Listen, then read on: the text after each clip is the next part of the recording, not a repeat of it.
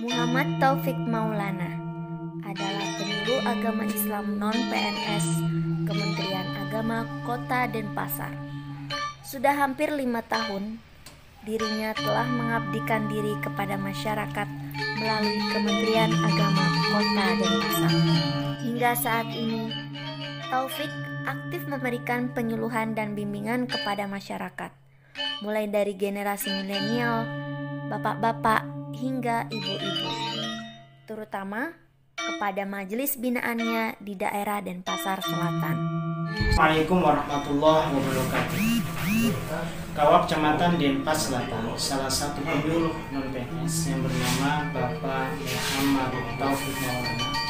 Beliau salah seorang penyuluh yang aktif yang memberikan penyuluhannya di masyarakat. Di samping di masyarakat, dia pun juga aktif memberikan penyuluhan di media sosial, Santi, share konten toleransi. Di Bali, interaksi antar umat beragama telah terjalin sejak lama. Kesehariannya, umat Hindu dan Muslim berinteraksi harmonis.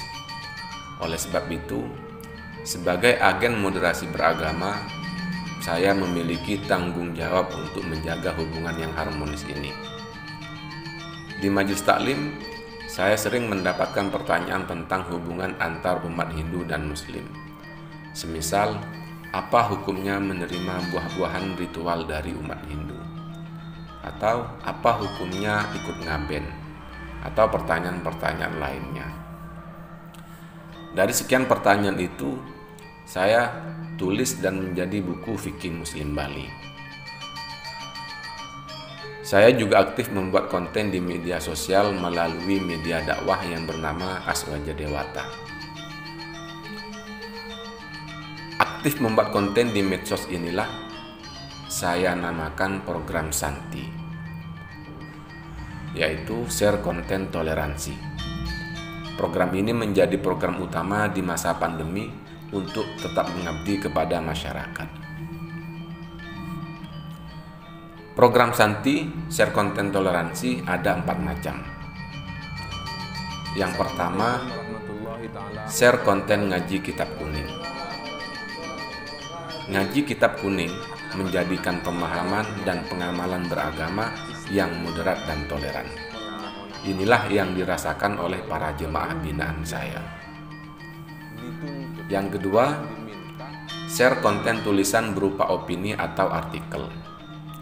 Tulisan atau opini sangat berpengaruh di media sosial. Maka konten berupa tulisan inilah saya aktif menyebarkan kepada para jemaah. Yang ketiga, share konten berita kegiatan. Semisal berita pecalang menjaga keberlangsungan kegiatan umat muslim atau sebaliknya. Dan berita-berita lainnya yang menguatkan persaudaraan dengan prinsip toleransi.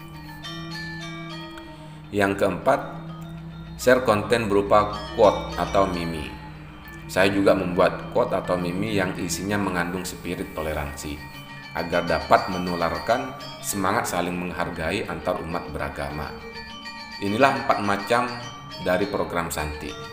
Majelis taklim itu juga harus diajari konten toleransi di media sosial supaya para jemaah itu tidak terpapar paham radikalisme dan terorisme. Jadi program Santi ini sangat bagus untuk edukasi kepada jemaah.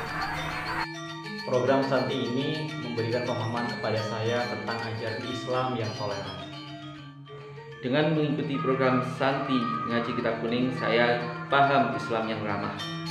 Assalamualaikum warahmatullahi wabarakatuh. Terhadap program penyuluh agama dalam rangka memperbanyak konten-konten toleransi, saya sangat mengapresiasi dalam program ini karena kita berada di Bali, alangkah baiknya kita juga memberikan contoh toleransi yang baik. Dalam hal ini sebagai sesuatu yang pribadi sangat mendukung sekali terhadap program jihad di medsos.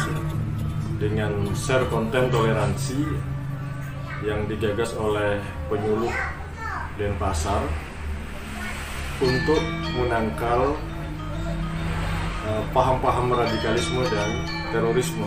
Bagus sekali, Santi, share konten toleransi.